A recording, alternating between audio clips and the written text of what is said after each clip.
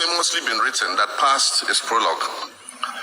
Well, in the past, the majority of the 54 nations that now comprise Africa were never offered a seat at the table where plans for a new world order were being drawn. But, Madam President, as fate would have it, the tables are turning, and Africa's role in the authorship of whatever is yet to come for this world is going to be huge, and it will be consequential. According to this organization's own projections, by the year 2050, more than 25% of the world's population is expected to come from the African continent. Additionally, by 2050, 1/3 of all young people aged between 15 to 24 will be residing on the African continent. So you see, the future of this world is African. Allow me to say this once again a little louder for those of you in the back. The future is African.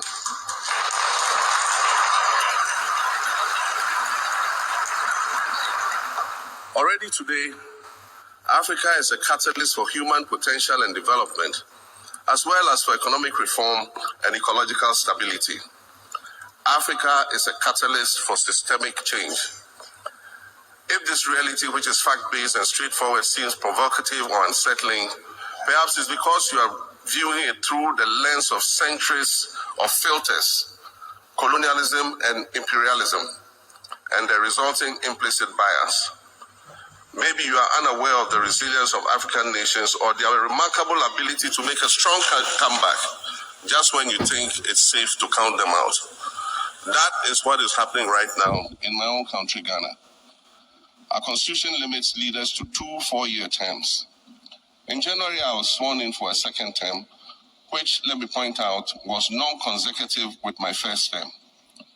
Our currency, the Ghana cedi, was rapidly depreciating, faced with rising inflation, a huge debt burden, and low morale amongst our citizens. My new administration settled down quickly and embarked on an ambitious program of comprehensive transformation designed to restructure Ghana's economic foundation and enhance our competitive standing globally. We refer to this process of recalibration as our reset agenda. In just 8 months, we have achieved significant reduction in inflation from 23.8% in December 2024 to 11.5% in August 2025, restoring price stability for our citizens. Additionally, our currency, the Ghana cedi, has appreciated considerably against other currencies, with Bloomberg reporting it as the best performing currency in the world at one point. Our improved sovereign credit rating reflects increasing investor confidence in our economy. And our 24-hour economy initiative promises to transform our economy. And there's a renewed willingness amongst our people to trust that their elected officials have Ghana's interests at heart and that we're progressing together. Madam President, I believe that in honor of this milestone celebration, the United Nations should also embark on a process of serious recalibration and establish its own reset agenda. Since the organization's founding, the number of UN member nations has nearly quadrupled. And quite frankly, it is not the same world that it was back then when the UN was formed. I mentioned earlier that I began my second non-consecutive term as president this past January. My first term ended in January 2017. In that span of time, 8 years, the world has changed with such ferocity. My first days in office after my return felt as though I had just awakened from a Rip Van Winkle-style sleep. Now, no, that was only after 8 years. Imagine then what it will be like after 80 years since the founding of the United Nations. In 1945, the sun had not yet set on the largest empire in history. The most common mode of international travel was by sea. The personal computer had not been invented, let alone made portable. And television, a new convenience, was still in its infancy, albeit in black and white color. Relations between the US and the Soviet Union were turning frosty, with Winston Churchill declaring that an iron curtain has descended across the European continent. Fast track 80 years on. In today's world, hundreds of thousands of commercial flights take off and land every day. Libraries have been digitized so that volumes of literature can exist on a small device, small enough to fit inside your pocket. We live in a world of cryptocurrency, artificial intelligence, social media, the internet and its dark hidden dungeon of the dark web, all of which carry a potential threat to global peace and security. Climate change is real, and we're fighting a losing battle against the loss of Maldives and other island nations to the rising sea level, against the loss of Timbuktu to desertification and the Amazon forest to global warming and deforestation. Madam President, the UN Founding Charter is outdated when it comes to representation in this August Assembly. The most powerful post-World War II nations are still being rewarded with an almost totalitarian guardianship over the rest of the world. And yet, the first sentence in Chapter 2, Article 1 of the UN Charter declares that the organization is based on the principle of sovereign equality of all its members. If this were true, and was the case, a continent as large as Africa, with its numerous UN member states, would have at least one permanent seat on the Security Council.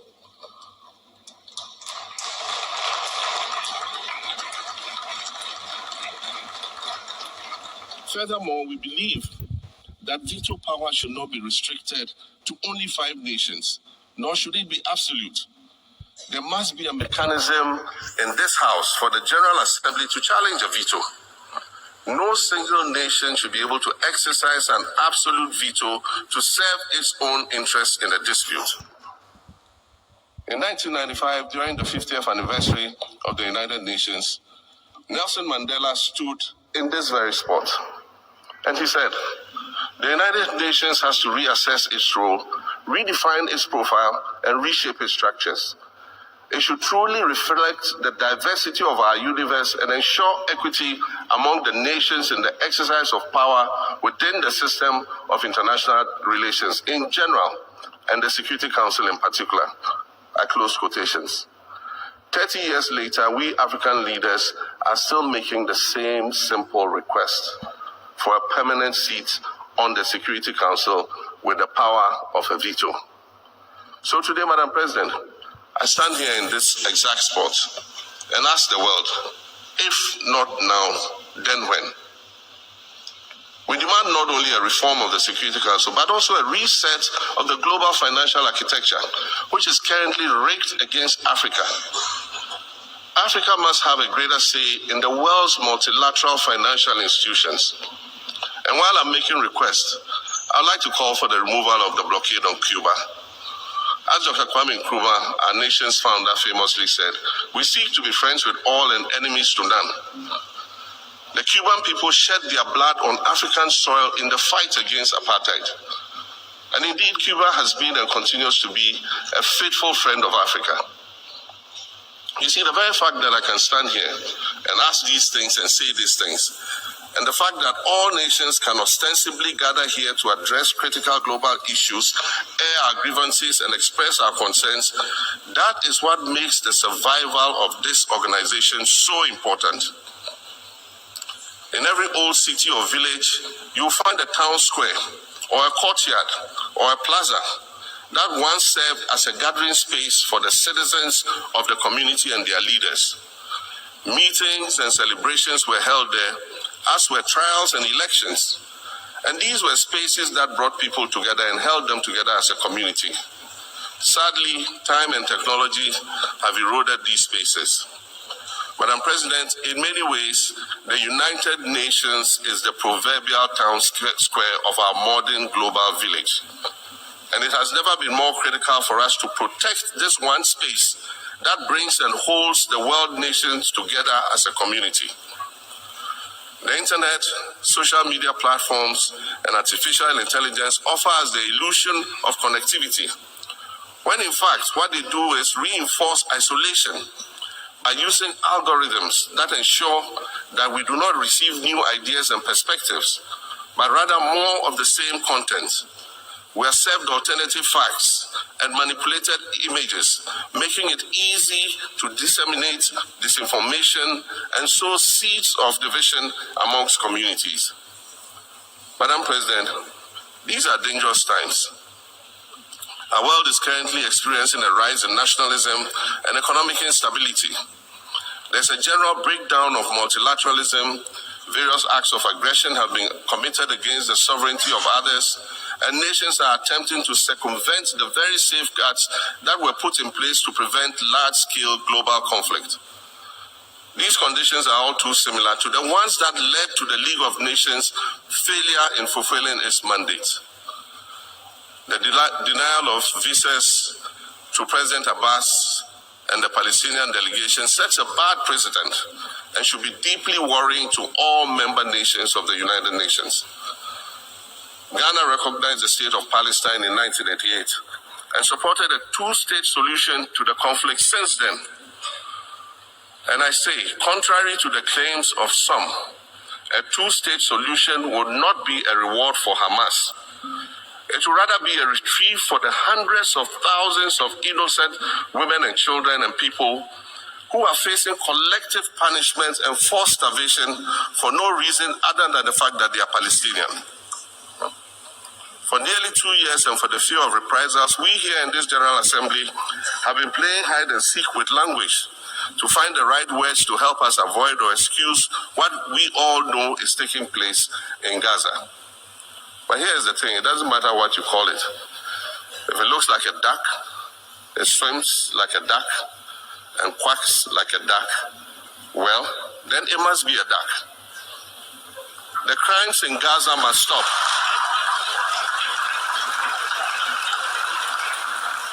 The crimes in Gaza must stop.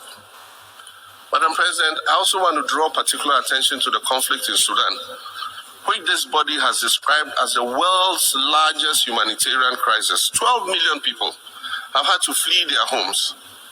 And when we speak of migration, we refer to the 12 million new Sudanese refugees, whom we as a global community should be willing to assist in much the same way that many member nations readily assisted new refugees coming out of Ukraine. Let's dispense with the euphemisms and dog whistles and speak frankly.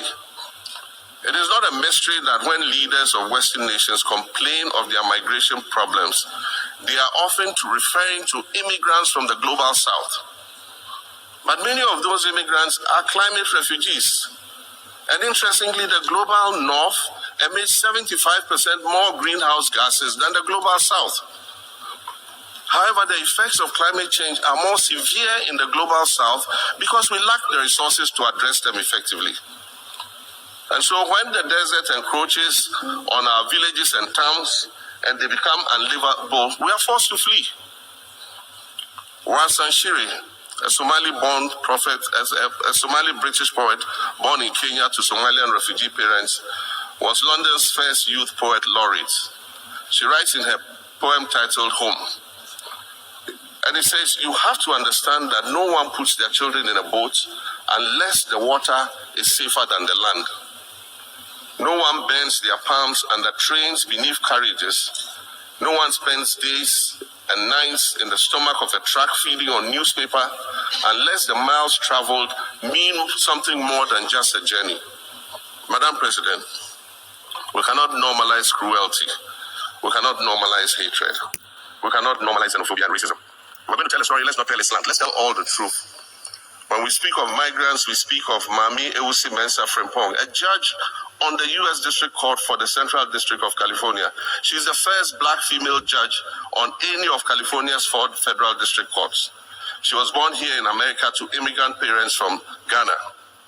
We speak of Peter Bosman, a medical doctor in Ghana who moved to the town of Piran in Slovenia in the 1980s and later became the first black mayor of Piran, the first black mayor in Slovenia and in the whole of Eastern Europe.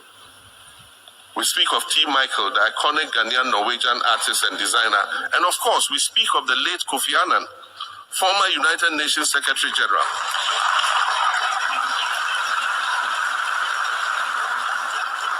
Former United Nations Secretary General, a Nobel Peace Prize recipient, who was born in Ghana but spent his adulthood in various places in America and Europe. These are people who have brought great distinction to the countries that they decided to call home. Just as the migrants and the children of migrants before them did, I dare say these are not invaders. These are not criminals. Madam President, the slave trade must be recognized as the greatest crime against humanity. As the African champion on reparations, Ghana intends to introduce a motion in this August body to that effect. More than 12.5 million Africans were forcibly taken against their will and transported to create wealth for the powerful Western nations. We must demand reparations for the enslavement of our people and the colonization of our land that resulted in the theft of our natural resources, as well as the looting of artifacts and other items of cultural heritage that have yet to be returned in total. We recognize the value of our land and the value of our lives, as did our colonizers, as well as the governments that happily paid reparations to former slave owners as compensation for the loss of their property, in quotes. And that property for which they received compensation was paid, referred to enslaved people who had been freed. Madam President, an increasingly insecure world is witnessing upward spending on defense budgets of bilateral partners and steep cuts in official development assistance. Since July 2024, it is estimated that there's been a 40% drop in humanitarian aid globally. In this era of global uncertainty, Africa must exercise sovereignty over its natural resources to raise the necessary funds to ensure the well-being of its citizens. The days of parceling out vast concession areas to foreign interests for exploitation must come to an end. We'll continue to welcome foreign investment, but we must negotiate better for a bigger share of the natural resources that belong to us. And we must insist on value addition to these resources. We're tired of the continued image of poverty-stricken, disease-ridden rural communities living at the periphery of huge foreign-controlled natural resource concession areas. We're tired of having people extract the most they can from us and in return offer us the very least by way of respect, consideration, and dignity. We're tired of not being represented in ways that reveal the richness and complexity of our history or acknowledge all that we have overcome to arrive here in this liminal space of untold possibilities.